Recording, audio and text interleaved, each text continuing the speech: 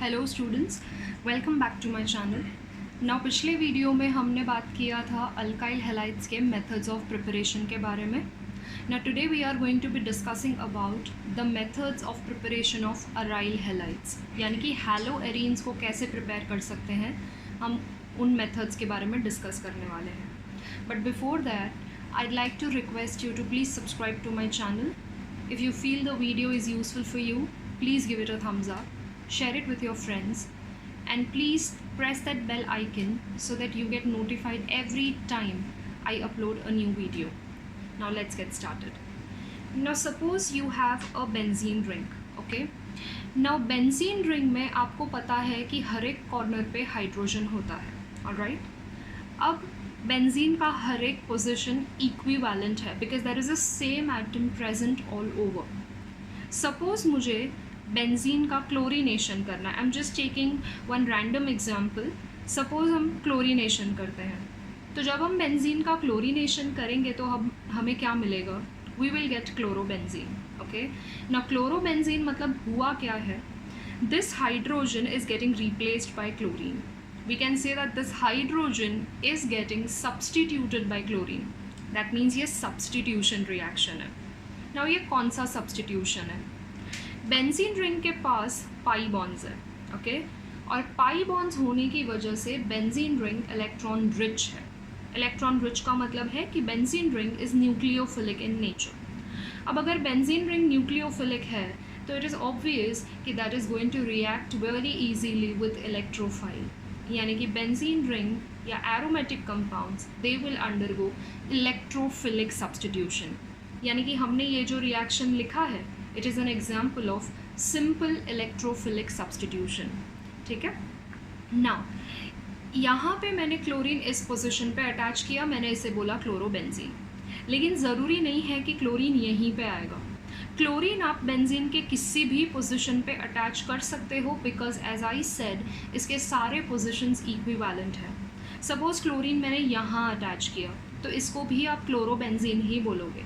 And if I attach chlorine at this position this is also chlorobenzene. यानी कि जब benzene ring पे कोई सब्सटीट्यूशन नहीं है, यानी कि सारे के सारे हाइड्रोजन एटम्स हैं, तब आप चाहे किसी भी पोजीशन पे रिएक्शन करो आपको आंसर सेम ही मिलेगा। Okay, but suppose your benzene ring is substituted, यानी कि one of the position is occupied some group.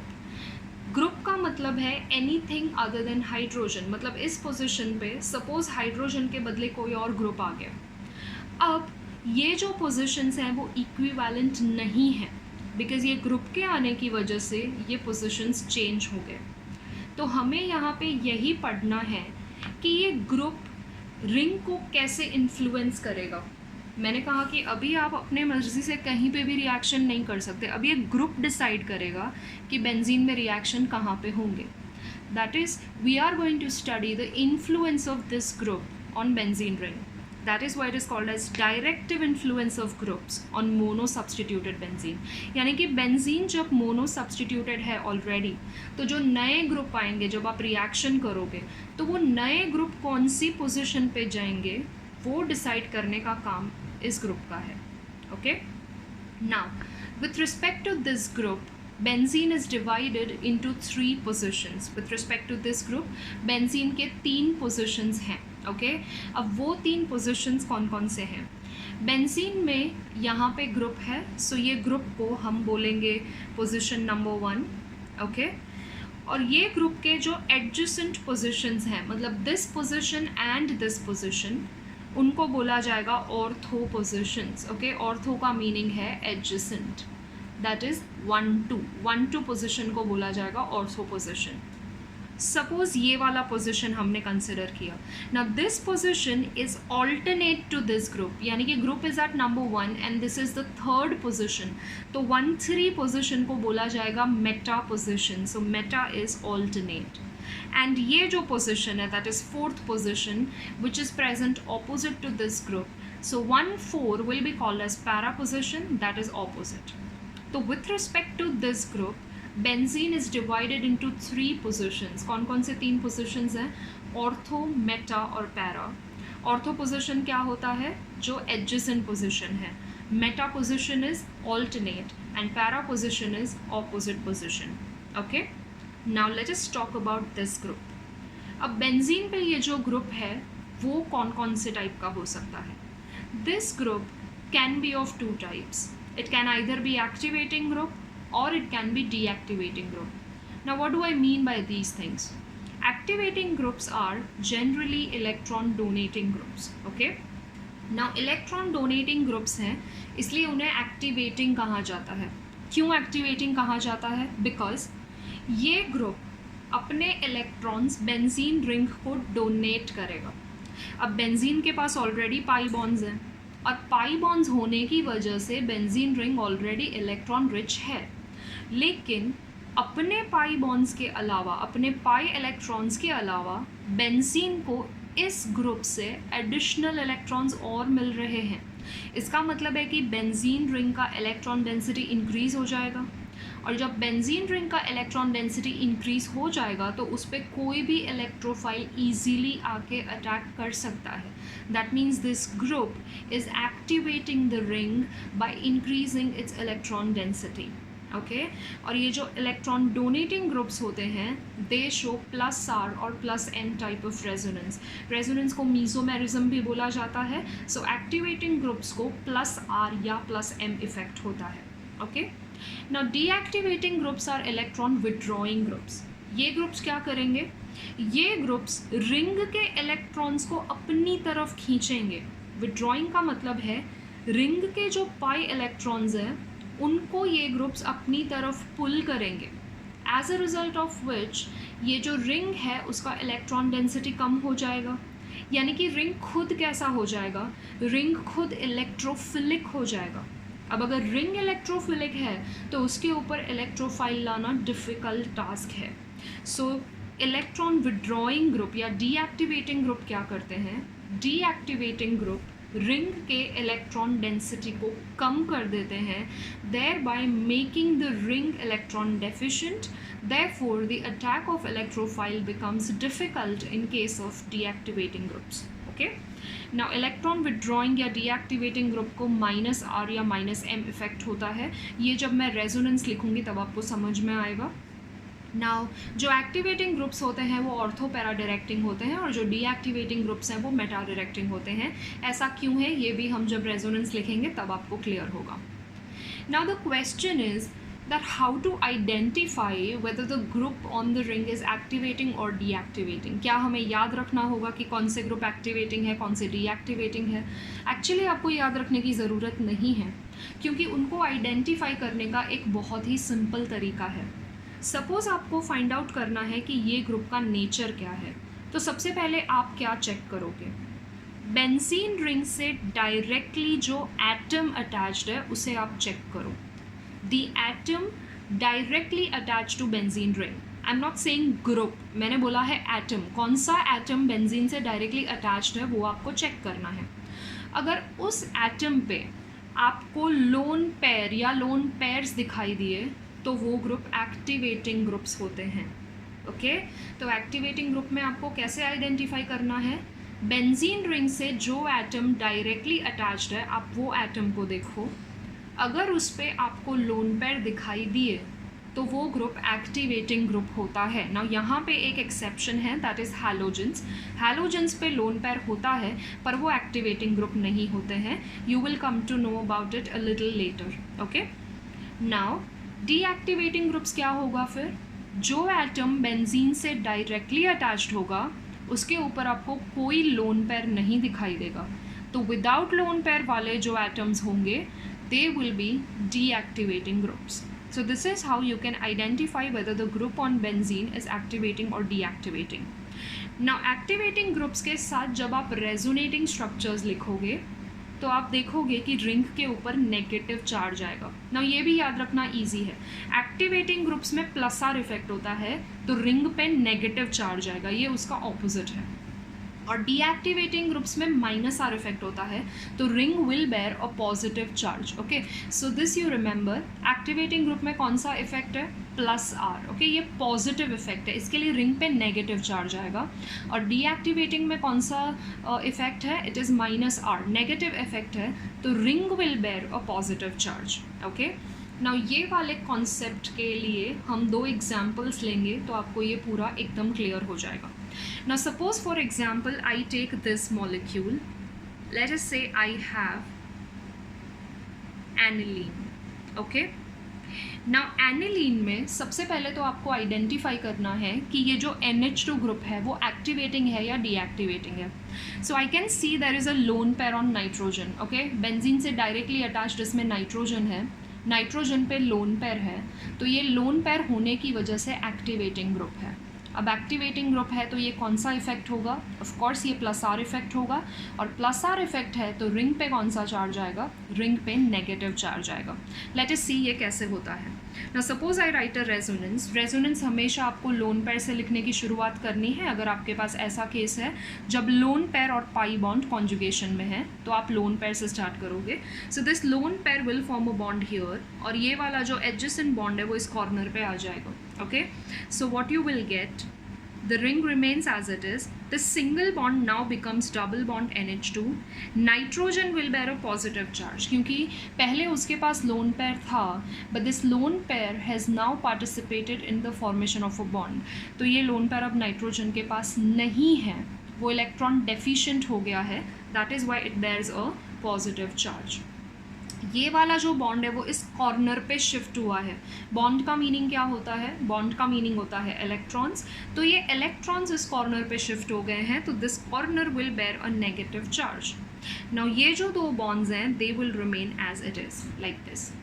Now इसका नेक्स्ट रेजोनेंस स्ट्रक्चर लिखने के लिए आप नेगेटिव चार्ज को डीलोकलाइज करोगे. Okay, so this negative charge will come over here, और उसका जो एडजेसेंट डबल बॉन्ड है वो इस कॉर्नर पे शिफ्ट हो जाएगा. So what are you going to get? You will have a ring. Ring पे ये double bond NH2 है वो ऐसे ही रहेगा. This nitrogen will bear a positive charge. Now ये जो negative charge है that will form a bond over here. ये वाला जो bond है that will remain as it is. और ये वाला जो bond है वो इस corner पे negative charge bear करेगा. Okay? Now the next step, this negative charge will come here and this bond will come at this corner. So the next structure that I get is double bond NH2 with a positive charge. यहाँ पे ये bond आ जाएगा. ये जो negative charge है that will form a bond over here, और ये वाला जो bond है वो इस corner पे negative charge बनाएगा. Then finally this negative charge forms a bond here, और ये डबल बॉन्ड नाइट्रोजन पे शिफ्ट हो जाएगा ताकि नाइट्रोजन का जो पॉजिटिव चार्ज है वो बैलेंस हो जाए और उसका लोन पेयर उसके पास वापस आ जाए. So you are going to get the original structure back, but only with the rearrangement of bonds. Okay, so I get the same structure with the rearrangement of bonds back. Now अगर आप यहाँ पे ध्यान से देखोगे तो ring के ऊपर नेगेटिव चार्ज है. That is what happens in plus R effect. Ring bears a negative charge. Okay, now हम लोगों ने आगे डिस्कस किया था कि ऑर्थो पैरा डायरेक्टिंग होते हैं activating groups. Now why they are ortho para directing? If you look at the resonance structures carefully, उसमें नेगेटिव चार्ज कहाँ कहाँ आया है? नेगेटिव चार्ज इस पोजीशन पे है जो कि ऑर्थो पोजीशन है, यहाँ पे है जो कि पैरा पोजीशन है, और यहाँ पे है जो कि ऑर्थो पोजीशन है. नाउ इन पोजीशंस पे नेगेटिव चार्ज आने का क्या मतलब है कि these positions are electron rich. Okay, ये पोजीशंस इलेक्ट्रॉन रिच हैं. और इलेक्ट्रोफाइल क्या होता है? इलेक्ट्रोफाइल इलेक्ट्रॉन डेफिशिएंट होता है. तो जो चीज़ इलेक्ट्रॉन डेफिशिएंट है वो ऑब्वियसली कहाँ जाना प्रेफर करेगी? वो उसी पोजीशन पे जाना प्रेफर करेगी जो इलेक्ट्रॉन रिच है. सो यहाँ पे ऑर्थो एंड पैरा पोजीशन पे नेगेटिव चार्ज आने का मीनिंग है these positions are electron rich and electrophile will prefer to attack there. तो यहाँ पे हम क्या लिखेंगे? We'll simply write NH2 is activating group.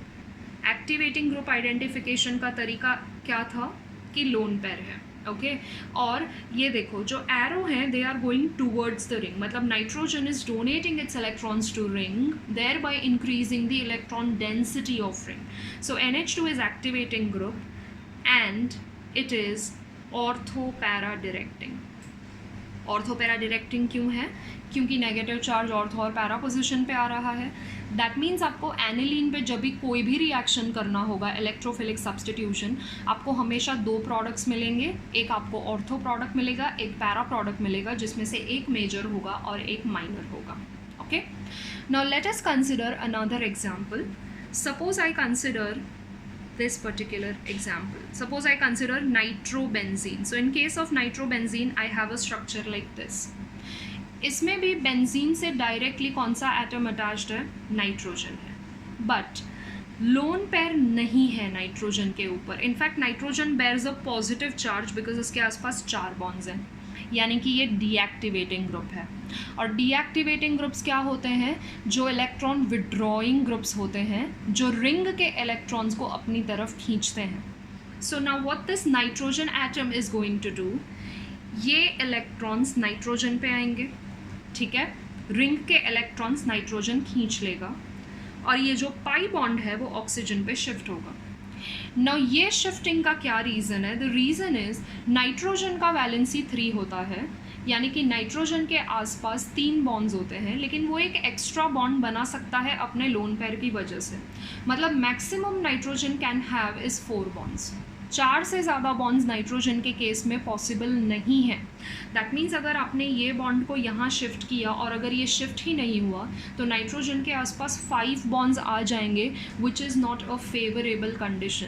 That is why there is a delocalization of this pi bond taking place. Moreover oxygen being electronegative, वो ऐसे ही तो नहीं बैठेगा, वो पाई बॉन्ड को अपनी तरफ पुल करता है. So what is the structure that you are going to get here is, I have a ring. इन दोनों बॉन्ड्स को मैंने कुछ नहीं किया है, I will keep them as it is. ये जो सिंगल बॉन्ड था that becomes a double bond N, ये O माइनस ऐसे ही है. This double bond O becomes single bond O minus. Now these electrons they are going away from the ring. Okay, ये ring से दूर जा रहे हैं. That means this position becomes electron deficient, so this position will bear a positive charge. Okay, यानी कि यहाँ पे ऑर्थो पोजिशन पे पॉजिटिव चार्ज आया है. अब नेक्स्ट डीलोकलाइजेशन कैसे होगा? यहाँ पे देखिए पॉजिटिव चार्ज और ये जो पाई बॉन्ड है वो कॉन्जुगेशन में है. सो इस पाई बॉन्ड को आप लेके जाओगे towards positive charge. Okay, so the next structure will be like this. यहाँ पे बॉन्ड होगा, यहाँ पे बॉन्ड होगा, यहाँ से बॉन्ड चला गया है, so there will be a positive charge here. Double bond N, O minus, O minus. Okay, now about the next structure. In the next structure what will happen, ये positive charge का nearest double bond ये वाला है, so this bond will come over here. Okay, so what are you going to get? I am going to keep this bond as it is. ये वाला जो bond है that will come here. Since this is going away, यहाँ पे positive charge आएगा, this becomes electron deficient position. Double bond N, O minus, O minus. Okay, now ये positive charge का nearest double bond is this, so it will come here और ये negative charge यहाँ जाके वापस बॉन्ड बनाएगा. So you get the original structure back. Okay, so what my structure will be, I have a bond, bond and bond. ये जो double bond है that becomes single bond, then I have N, O minus, and ये जो negative charge है वो यहाँ bond बनाएगा, so I will have a double bond O like this. So this is how I can write the resonating structures when I have a deactivating group.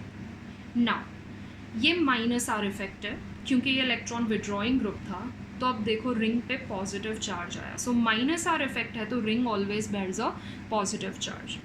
Now we have to talk about its direction. Direction का meaning क्या है? Now अगर आप ये structures ध्यान से देखोगे तो ऑर्थो और पैरा पोजिशन पे पॉजिटिव चार्ज है, तो इसका मतलब क्या है कि ऑर्थो और पैरा पोजिशंस इलेक्ट्रॉन डेफिशिएंट हैं.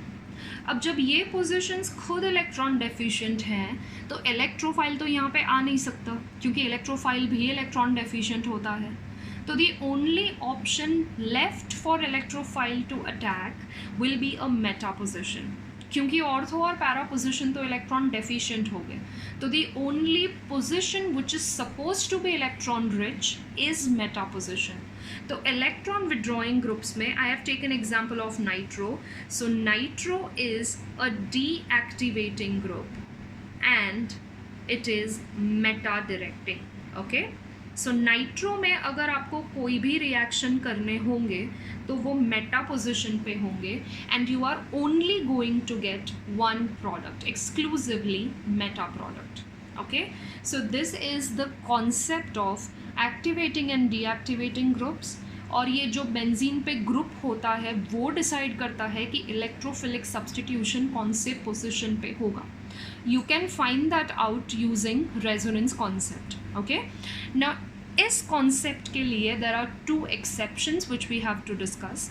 One of the exception is halogens and the other exception is alkyl groups. Okay, I will be discussing about those exceptions in my next video, and then I will be talking about the reactions of haloarenes or methods of preparation of haloarenes. Now I hope that you have understood this particular concept, as it is really important. I will see you next time. Until then, thank you so much.